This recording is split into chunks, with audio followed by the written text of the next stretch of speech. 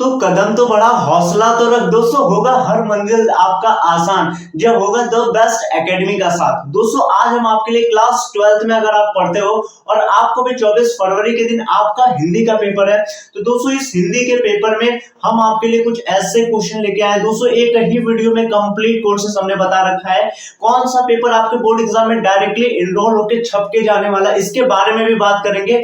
और दोस्तों सभी क्वेश्चन को आपको इस एक वीडियो के अंदर, दोस्तों इस वीडियो के अंदर हमने एमसीक्यूज क्वेश्चन लिए हैं, इससे बाहर एक भी नहीं आने वाला है। पहली बात तो मैं यही कंफर्म कर देता हूं। तो दोस्तों सारे क्वेश्चन हमने सिलेक्टेड लिए हुए हैं जो कि प्रीवियस ईयर में काफी बार पूछे जा चुके हैं और पूछने की पूरी संभावना है यूपी बोर्ड के अंदर। तो ये सारे क्वेश्चन को हमने एक ही वीडियो में कंपाइल किया हुआ है। साथ में देखिए यहां से जो क्वेश्चन होंगे आपके बोर्ड एग्जाम में यहाँ पे लिखा हुआ 100% आने गारंटी। दोस्तों पूरी क्वेश्चन यहीं से आएगा और इससे बाहर नहीं। और हिंदी व्याकरण को दोस्तों हमने पूरा कंप्लीट सीरीज पढ़ा रखा है हिंदी के अंदर और हर एक चीज के बारे में एकदम डिटेल में आपको एक्सप्लेन करेंगे। तो दोस्तों वीडियो देखें एंड तक, और वीडियो के लास्ट में हमने कुछ क्वेश्चन भी दे रखा, उसको भी जरूर देखना है। तो welcome to our channel the best academy. Typical question को जो कि क्लास 12th में आपके डायरेक्टली आया हुआ, दोस्तों ये क्वेश्चन को ध्यान से आप यहाँ पे देखिएगा, ठीक है। तो हमने आपके लिए कुछ प्रश्न को ले दिए सो दैट आपकी अंडरस्टैंडिंग डेवलप हो सके, ठीक है।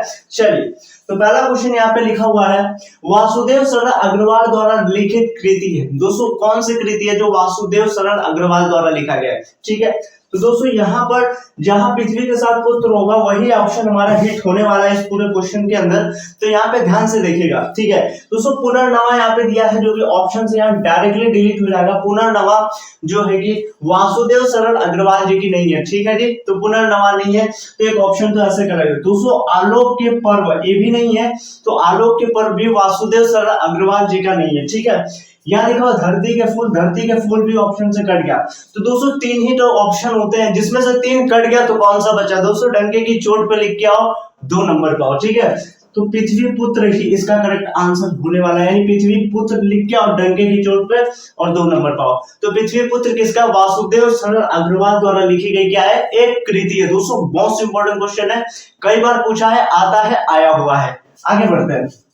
अगला आपका प्रश्न है, ध्यान से देखिएगा, प्रोफेसर सुंदर रेड्डी द्वारा लेखक है, ठीक है। तो प्रोफेसर सुंदर रेड्डी लेखक है, किस चीज के लेखक है, तो ध्यान से यहाँ पे देख लीजिएगा आप लोग। लिखा है सदाचार की ताबीज, ठीक है। तो सदाचार की ताबीज के लेखक नहीं है, 200 ऑप्शन से भी कट जाएगा।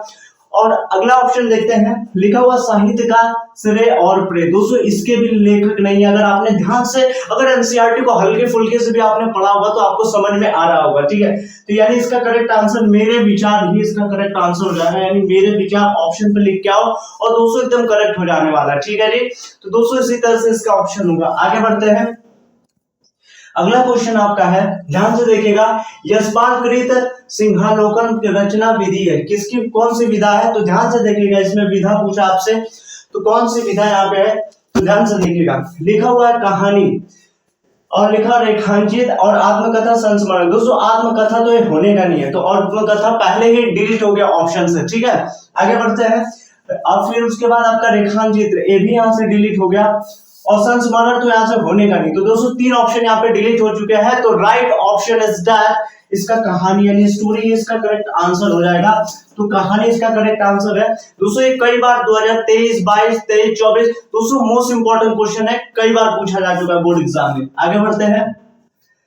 अगला आपका लिखा हुआ है, देखिए ध्यान से, लिखा हुआ है निराला के साहित्य साधना के लेखक है। निराला के साहित्य साधना के लेखक कौन है, तो ये भी क्वेश्चन कई बार आपके एमसीक्यूज के अंदर आया है, यूपी बोर्ड के अंदर पूछा जा चुका है, ठीक है।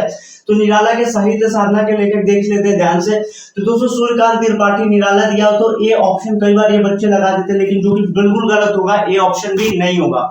ऑप्शन नंबर बी देखते हैं, महादेवी वर्मा। तो महादेवी वर्मा भी यहाँ से कट जाएगा, यानी महादेवी वर्मा भी इसका करेक्ट ऑप्शन नहीं होने का, ठीक है। तो दोस्तों जहां पे विलास के साथ शर्मा होगा वही ऑप्शन आपका हिट होने वाला है, ठीक है। तो कन्हैया लाल मिश्र ये भी ऑप्शन से कट जाएगा, तो यानी करेक्ट इसका क्या बचा, डॉक्टर राम विलास शर्मा ही इसका करेक्ट आंसर हो जाएगा। तो यही ऑप्शन आपका सही हो जाएगा। तो दोस्तों देखा इस तरह से मल्टीपल चॉइस क्वेश्चन। दोस्तों अगर वीडियो अच्छी लग रही है तो कमेंट करें और सब्सक्राइब करके हमें अपना प्यार दिखाना बिल्कुल ना भूलें। आगे बढ़ते हैं अगले प्रश्न की तरफ। अगला प्रश्न आपका देखो ध्यान से, दोस्तों मैराथन क्लास है और इसके अंदर हमने बैक टू बैक बिना रुके, ताकि हमारा आज का अल्टीमेट मकसद है आपको बोर्ड में 95% दिलाना। आगे बढ़ते हैं दोस्तों, आलोचनात्मक कृति साहित्य सर्चर के लेखक है। मोस्ट इंपोर्टेंट क्वेश्चन कई बार पूछा जा चुका है आपके बोर्ड एग्जाम में, विगत वर्षों में कई बार रिपीट किया हुआ, ध्यान से देखिएगा। लिखा आचार्य रामचंद्र शुक्ल, दोस्तों आचार्य रामचंद्र शुक्ल यहाँ ऑप्शन से पहले ही कट जाएगा, यानी आचार्य रामचंद्र शुक्ल इसके लेखक नहीं है। साहित्य सर्चर के लेखक आचार्य रामचंद्र शुक्ल नहीं है। चलिए आगे देखते हैं, लिखा हरिशंकर परसाई, ये भी नहीं होने का, आपका ऑप्शन से ये भी कट गया। ठीक है, आगे बढ़ते हैं, लिखा हो श्याम सुंदर दास, श्याम सुंदर दास भी कट गया, यानी कौन सा बचा लास्ट में, जो देख लिया करो कौन कौन सा बचा। तो हजारी प्रसाद द्विवेदी इसका करेक्ट आंसर हो जाएगा। तो डंके की चोट पे लिख के आओ, 2 नंबर पाओ। आगे बढ़ते हैं, अगला क्वेश्चन आपका है, ध्यान दीजिएगा थोड़ा सा। लिखा हुआ हिंदी साहित्य का प्रथम कवि किसे माना जाता है। हिंदी साहित्य का मोस्ट इंपोर्टेंट क्वेश्चन दोस्तों कई बार पूछा जा चुका है बोर्ड एग्जाम में। हिंदी साहित्य का प्रथम कवि किसे माना जाता है, तो यहाँ पे सारपरपा, यहाँ पे दिखा है साबरपा, तो ये भी करेक्ट ऑप्शन नहीं होगा। देवसेन को माना जाता है, भाई देवसेन कब से होने लगे, ये भी ऑप्शन से कट गया। तो 2 ऑप्शन यहाँ डिलीट हो गए, यानी लड़ाई चलेगी इस ऑप्शन और इस ऑप्शन के बीच में। ठीक है जी, चलिए कुमार दासो ये भी ऑप्शन से कट जाएंगे। तो 3 जो ऑप्शन से कट चुके हैं, तो लास्ट फाइनल ऑप्शन इसका है ऑप्शन नंबर थर्ड सही हो जाएगा, सर हपा ही इसका करेक्ट आंसर हो जाएगा, सर हपा। तो क्या लिखा, हिंदी साहित्य का प्रथम कवि किसे माना जाता है, सर हपा। आगे बढ़ते हैं, कई बार ये क्वेश्चन पूछा जा चुका। अगला देखते हैं, आगे देखिए मोस्ट इंपोर्टेंट क्वेश्चन, नई कविता युग की रचना है। नई कविता युग की कौन सी रचना है, तो ध्यान से देखिएगा। नई कविता युग की रचना, यहाँ पे प्रलय सृजन दिया है, तो प्रलय सृजन तो नई कविता युग की रचना नहीं, यहाँ से पहले ही डिलीट हो जाएगा। आगे देखते हैं, लिखा है यामा, यामा भी यहाँ से डिलीट हो गया, पूर्णवा ये भी यहाँ से डिलीट हो गया, तो 3 ऑप्शन डिलीट हो गए। तो लास्ट में करेक्ट ऑप्शन इसका है खुशबू के शिलालेख, इसका करेक्ट आंसर हो जाएगा खुशबू के शिलालेख, राइट आंसर। इसी पे टिक करके आओ, बोर्ड एग्जाम में कई बार आ चुका है, आता है और आने की पूरी संभावना है। ठीक है, चलिए आगे बढ़ते हैं अगले प्रश्न की तरफ, देखो ध्यान से। लिखा हुआ है तार सप्तक का प्रकाशन किस वर्ष में हुआ था, तार सप्तक का। तो ये भी कई बार इंपॉर्टेंट प्रश्न है, कई बार पूछा जा चुका है आपके यूपी बोर्ड के अंदर, तार सप्तक का प्रकाशन। तो देखिए तार सप्तक का प्रकाशन 54 में हुआ था क्या, 54 में नहीं होगा, यानी ऑप्शन से खत्म हो गया, यानी 3 के बीच अब लड़ाई चलेगी। चलिए 38 में, तो 38 में भी नहीं होगा। अगर एनसीईआरटी ने थोड़ा सा आपने पढ़ा होगा तो मेरा दिमाग कहता है कि तार सप्तक का प्रकाशन इसमें भी नहीं हुआ। 36 यहाँ से पहले कट जाएगा, यानी करेक्ट ऑप्शन इसका यही हो जाएगा, 1943 इसका करेक्ट ऑप्शन हो जाएगा। ठीक है, तो तार सप्तक का प्रकाशन कब हुआ था, 1943 के अंदर। आगे बढ़ते हैं, अगला क्वेश्चन मोस्ट इंपोर्टेंट, कई बार बोर्ड एग्जाम में रिपीट किया हुआ है। 200 मोस्ट रिपीटेड क्वेश्चन को लिया गया है, अननेसेसरी और फालतू क्वेश्चन को बिल्कुल नहीं डाला गया यहाँ पे। तो देखिए भारतेंदु हरिश्चंद्र द्वारा प्रकाशित पत्रिका है, तो भारतेंदु हरिश्चंद्र द्वारा प्रकाशित पत्रिका है। सरस्वती यहाँ पे दिया हुआ है, तो सरस्वती पहले से ही ऑप्शन से हट जाएगा, तो 3 ऑप्शन बचे, यानी 3 के बीच अब लड़ाई चलेगी। देखिए 3 ऑप्शन में से एक तो पहले ही कट गया, कल्पना, कल्पना भी इसका करेक्ट आंसर नहीं होगा, तो कल्पना भी। अब इन दोनों के बीच में या तो ज्ञानोदय हो सकता है या तो कविवचन सुधा हो सकता है, तो यहाँ से ज्ञानोदय भी कट गया, यानी ऑप्शन नंबर सी सही है, कविता सुधा। दोस्तों ऑप्शन नंबर 3 ही ज्यादातर सही हो रहा है। भाई साहब आपको क्या करना, ऑप्शन नंबर सी सही हो, आपको तो कॉन्सेप्ट के सहारे रहना, जो आपको अब चाहे ऑप्शन नंबर सी बार बार सही हो तो ऑप्शन नंबर सी पे ही लगा के चले आओ। आगे बढ़ते हैं, अगला क्वेश्चन देखिए, दिया हुआ है रीतिकाल का सर्वाधिक महत्व प्रविधि है। रीतिकाल का महत्वपूर्ण प्रविधि किससे माना जाता है, राग प्रदर्शी और श्रृंगार रचना का और नीति का। यहाँ से देख लेते हैं कि कौन सा ऑप्शन यहाँ पे करेक्ट होने वाला है। आइए देखते हैं, तो दोस्तों राग प्रशस्ति ये आंसर से तो पहले ही कर गया, रीति निरूपणता ये भी ऑप्शन से कर गया, नीति यहाँ से पहले ही कर गया, तो श्रृंगारिकता ही इसका करेक्ट आंसर होने वाला है। तो मोस्ट इंपोर्टेंट क्वेश्चन कई बार पूछा। आगे बढ़ते हैं, ठीक है, अगला क्वेश्चन आपका क्या है, वासुदेव सर अग्रवाल किसके लेखक है। मोस्ट इंपोर्टेंट क्वेश्चन है, लेकिन क्वेश्चन को आप बहुत ही ध्यान से पढ़िएगा। यहाँ ये नहीं पूछ रहा किसके लेखक, किसके लेखक नहीं है, यानी बहुत सारे बच्चे पढ़ के आ जाएंगे कि किसके लेखक है, जल्दी जल्दी से निकाल देते हैं, किसी पे भी ऑप्शन मार देंगे, लेकिन यहाँ पूछा है कि लेखक नहीं है। तो ध्यान दीजिएगा, क्वेश्चन को बोर्ड एग्जाम में बहुत ही बारीकी से एकदम ठंडे दिमाग का इस्तेमाल करके क्वेश्चन को पढ़े। ठीक है, चलिए, तो वासुदेव सर अग्रवाल किसके लेखक नहीं है, तो ध्यान दीजिएगा यहाँ पे लिखा हुआ है वासुदेव सरल पिछली पुत्र भी वासुदेव सरल अग्रवाल की होती है, तो ये ऑप्शन तो होने का नहीं है। कल्पलता भी वासुदेव सरल अग्रवाल जी की है, तो ये ऑप्शन भी यहाँ से नहीं होगा। दो ऑप्शन कट गए हैं। मातृभूमि यहीं से कट जाता है, तो इसका करेक्ट आंसर हो जाता है कुटज, जो कि कुटज है वासुदेव सरल अग्रवाल जी की नहीं है। तो किसकी है ये आप लोग हमें कमेंट बॉक्स में जरूर बताइए, और साथ में अपने शहर का नाम भी लिख दीजिए, ताकि हमें पता चले हमारी वीडियोस कहाँ कहाँ पहुंच रही है। आगे बढ़ते हैं। अगला क्वेश्चन लिखा हुआ है, क्या भूलू क्या याद करूं, ये किस विधा से है, तो ध्यान दीजिएगा इसको भी। आप लोग का जो क्वेश्चन है यहाँ पे क्या लिखा हुआ है, क्या भूलू क्या याद करूं। आप लोग मुझे बताइएगा इसका करेक्ट आंसर क्या हो जाएगा, क्या भूलू क्या याद करूं। तो देखिए ध्यान से, जीवनी दिया है, क्या यह जीवनी है, तो बिल्कुल नहीं है, जीवनी तो पहले कर रहा है ऑप्शन से। रिपोर्टाज है, रिपोर्टाज विधा भी नहीं है, तो यहाँ से रिपोर्टाज भी कर सकता है। तो अब इसके और इसके 1 और 3 के बीच में लड़ाई चलेगी, तो संस्मरण यहाँ से ऐसे कट के, इसका करेक्ट आंसर ये होगा आत्मकथा। तो आत्मकथा क्या भूलू क्या याद करो, किस विधा से है, आत्मकथा से लिया गया है। आगे बढ़ते हैं। आगे देखो ध्यान से, अगला प्रश्न समझिएगा, चित्रलेखा उपन्यास के लेखक है। चित्रलेखा उपन्यास के लेखक कौन है, तो बहुत ही ध्यान से देखिएगा, कई बार रिपीट किया हुआ क्वेश्चन। चित्रलेखा उपन्यास के लेखक भगवती चरण वर्मा, वृंदालाल वर्मा, जैनेन्द्र कुमार, और यहाँ पे अमृत राय लिखा हुआ, ठीक है। तो दोस्तों जैनेन्द्र कुमार तो यहाँ ऑप्शन से पहले ही डिलीट हो जाएगा, जैनेन्द्र कुमार इसके लेखक नहीं है।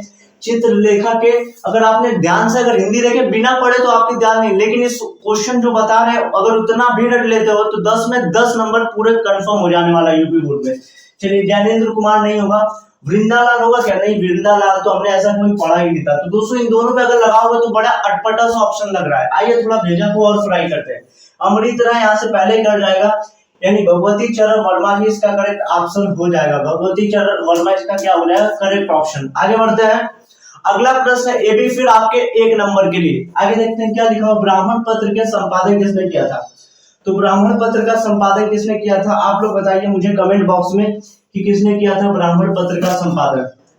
चलिए बताइए आप लोग, जल्दी जल्दी बताइए, बहुत सारे कमेंट जल्दी जल्दी, और लाइक्स में आप लोग कंजूसी ना करें, जल्दी जल्दी आप लोग बताइए क्या होगा ब्राह्मण पत्र का।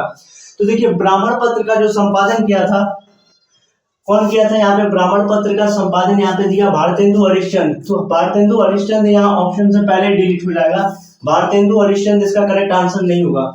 तो ब्राह्मण पत्र के संपादन, ठीक है, यहाँ पे अमृत राय लिया है, कमल का सिपाही अमृत राय जी की बहुत फेमस रचना है। तो आगे बढ़ते हैं, ये भी नहीं होगा, तो क्या होगा, वृंदालाल वर्मा होगा, वृंदालाल वर्मा भी नहीं होगा इसका, यानी इसका करेक्ट आंसर प्रताप नारायण मिश्र ही होगा। मोस्ट इंपोर्टेंट क्वेश्चन, कई बार बोर्ड एग्जाम में पूछा जा चुका है। शेखर एक जीवनी किस विधा की रचना है, तो ध्यान से देखिएगा, शेखर एक जीवनी किस विधा की रचना है। तो शेखर एक जीवनी, आप लोग बताइए जल्दी जल्दी कमेंट करिए, बताइए किस विधा की रचना है शेखर एक जीवनी। तो लिखा हुआ है यहाँ पे शेखर एक जीवनी, ये जीवनी विधा की है क्या, तो बिल्कुल नहीं, जीवनी विधा भी यहाँ पे कट जाएगा। लिखा हुआ संस्मरण विधा, संस्मरण कब से होने लगी भाई, संस्मरण भी कट गया। अब कहानी की विधा या तो उपन्यास हो सकती है, इन दोनों में लड़ाई चलेगी, ठीक है। चलिए, तो कहानी की विधा तो ऐसे होने का नहीं, तो हमने थोड़ा बहुत ही ध्यान से एनसीईआरटी पढ़ा होगा तो हमें पता है उपन्यास विधा की है। तो दोस्तों एकदम मक्खन की तरह क्वेश्चन को सॉल्व करते जा रहे हैं। आज हमारा टारगेट है यूपी बोर्ड में 95% लाना। आगे बढ़ते हैं। लिखा है, निम्न में से रामधारी सिंह दिनकर की रचना है, कौन सी रामधारी सिंह दिनकर की, आप लोग बता सकते हैं जल्दी जल्दी, कौन सी रामधारी सिंह दिनकर की रचना है, इसमें से बताइए, निम्नलिखित में से कौन सा रामधारी सिंह दिनकर की रचना है। तो यहाँ परशुराम की प्रतीक्षा हो सकती है क्या, देखो ध्यान से, तो मेरे हिसाब से युगवाणी भी इसका करेक्ट आंसर नहीं होगा। अनग, अनग कब से होने लगी, तो अनग भी इसका करेक्ट ऑप्शन नहीं होगा। लिखा लहर, लहर भी यहाँ से कट गया। तो दोस्तों 4 ही तो ऑप्शन होते, 3 तो कट गया, तो लास्ट में कौन सा बचा, परशुराम की प्रतीक्षा इसका करेक्ट आंसर है। दोस्तों आगे की सीरीज हम कंटिन्यू तभी करेंगे जब ज्यादा से ज्यादा लाइक्स होंगे इस वीडियो पे, कम से कम 10-12 हजार लाइक और 3-4 हजार, इसको वीडियो को ज्यादा से ज्यादा आप शेयर करोगे तो अगला पार्ट तभी बनेगा। तो क्या मैं इसका अगला पार्ट बनाऊं, दोस्तों आपके ऊपर, मैं आपकी जानकारी आपके ऊपर छोड़ता हूं। तो जितना ज्यादा से ज्यादा इस वीडियो के ऊपर कमेंट होंगे, शेयर होंगे, उतना मुझे पता चलेगा कि जी हाँ मैं इसका नेक्स्ट पार्ट बनाऊंगा ना, मुझे भी नहीं पता चलेगा कि हम लोग इस पे बेकार मेहनत कर रहे हैं, तो हम अगले किस दूसरे टॉपिक्स पे वीडियो बनाएं। तो हमने सिर्फ आपकी डिमांड को समझते हुए यूपी बोर्ड में क्लास 12 के लिए इस सीरीज को स्टार्ट किया है। तो क्या एक सीरीज और भी कंटिन्यू होना चाहिए? तो दोस्तों जितना हो सके शेयर मारिए इस वीडियो को फेसबुक पे, व्हाट्सएप पे, यूट्यूब पे। मिलते हैं फिर इसी तरह के रहस्यमय धमाकेदार कंटेंट साथ अगले वीडियो में। इस वीडियो के अंतिम अंतराल तक रहने के लिए आपका सादर दिल से कोटि कोटि धन्यवाद।